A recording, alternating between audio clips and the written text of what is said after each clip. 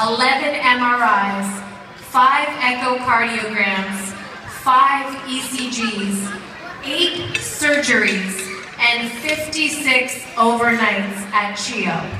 2 kids. That's the math. The reason behind that is cancer and a major trauma.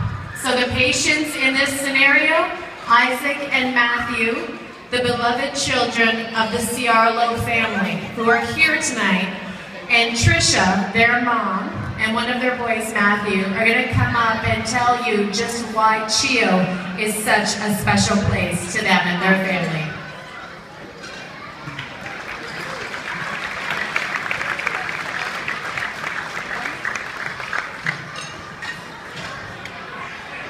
That's a pretty dramatic introduction, and hearing all those numbers together is really quite something. And it is crazy, but it's accurate. The past 2 years have been quite a roller coaster for our family. We found ourselves spending more time at CHEO than we ever could have imagined. And as a result, we know those halls well. But more importantly, we've come to know the people that make up this wonderful hospital and really got to experience on a completely different level what CHEO is all about. Obviously, you don't arrive at hospital numbers like what Angie described without having gone through some pretty big issues. So I'll tell you a little more about it. Until a couple of years ago, our only experience with CHEO was, like I hope most of you, limited to visits to the ER outside of regular office hours, a specialist appointment here and there, nothing terribly serious. We knew CHEO was a great children's hospital with a fabulous reputation, and we were grateful it was in our city. But we had no idea what it meant to the families who rely upon it on a daily basis. We had no idea how many people are involved in and committed to the care that CHEO provides to its patients and their families. And we had no idea of how this hospital and the foundation supporting it would come to play such an important role in our everyday life. They truly have become a part of our family history. In March of 2012, almost 2 years ago, our world was turned upside down when a routine ultrasound of my youngest son, Isaac, right here, revealed a massive kidney tumor. Our little boy had cancer. We were devastated. And looking back, I know there were many days that without the help and support of the staff at CHEO, I would have crumpled.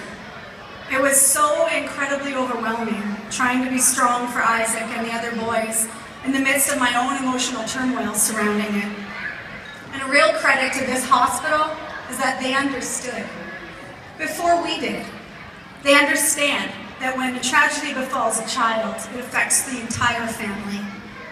And so their treatment of the patient extends to the siblings and the parents as well. And there were so many people involved. There were doctors and nurses, social workers and case managers, child life specialists and technicians, a therapeutic clown, and volunteers. They each played a role in getting us through. And we did get through, incredibly, with many more happy memories than sad. So, I guess it should come as no surprise that when tragedy struck our family a second time, and my eldest son, Matthew, was hit by a Jeep on his way to school, all I could think about was getting him directly to CHEO. I knew what this hospital was capable of. And I knew that getting Matthew there was his very best shot. I suppose I also knew subconsciously that CHEO was where I needed to be as well. In a strange way, it had become my comfort zone. After all, they had already saved one of my children. Thankfully, Matthew's vital signs were stable and the paramedics were able to bring him directly to the CHEO emergency room. I have never seen such a fine-tuned flurry of activity. Not only did Matthew have several teams of pediatric specialists at his disposal, But a social worker and a trauma caseworker appeared at my side, offering support until my husband John could arrive.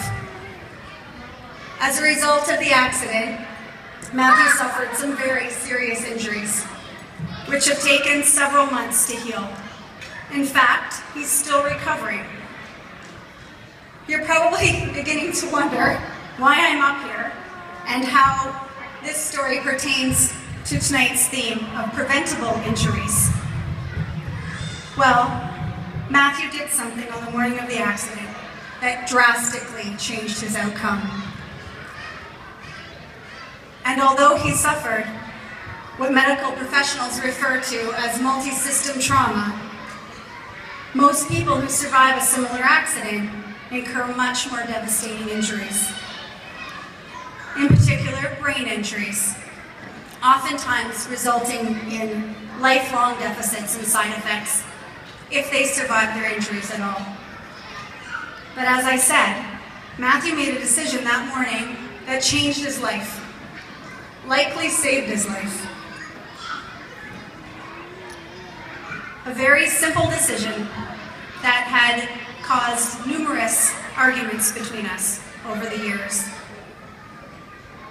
The morning of October 10th, before Matthew hopped on his skateboard and set off for the day, he put on his helmet. He put it on and he strapped it securely to his head.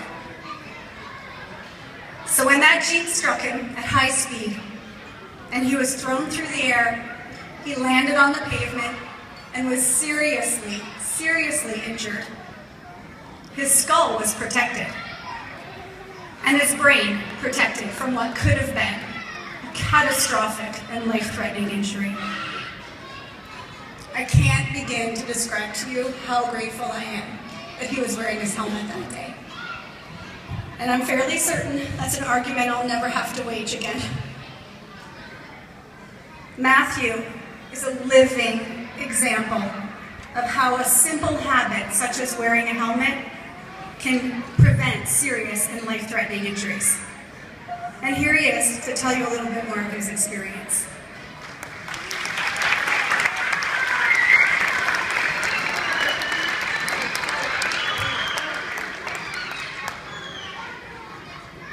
Yes, I definitely learned my lesson about wearing a helmet.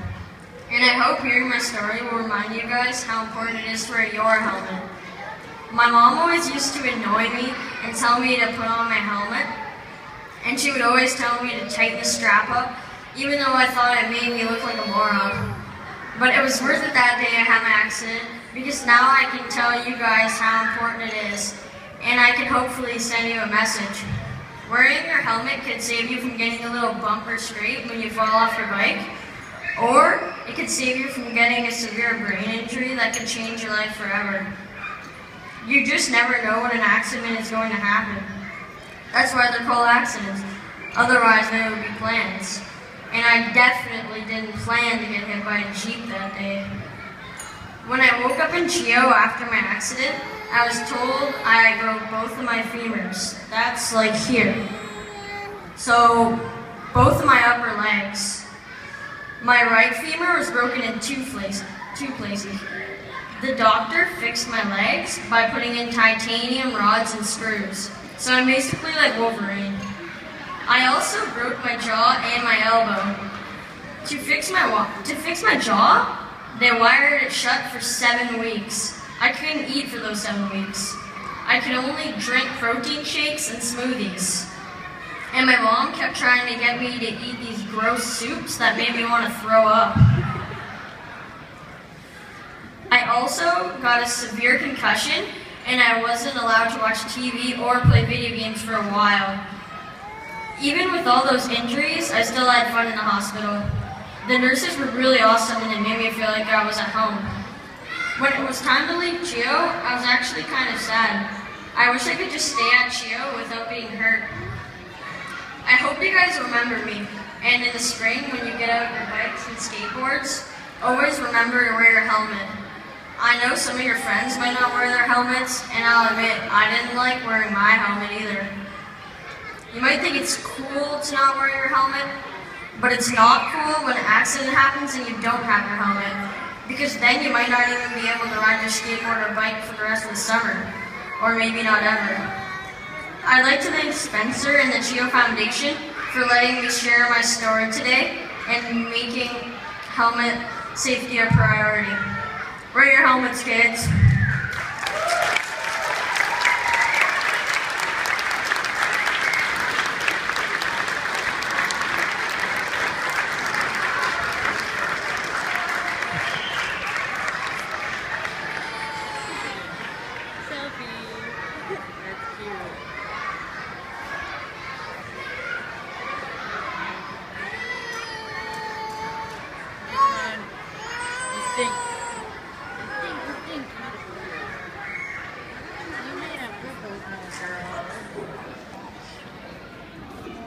Matthew, you're awesome. Thank you so much for your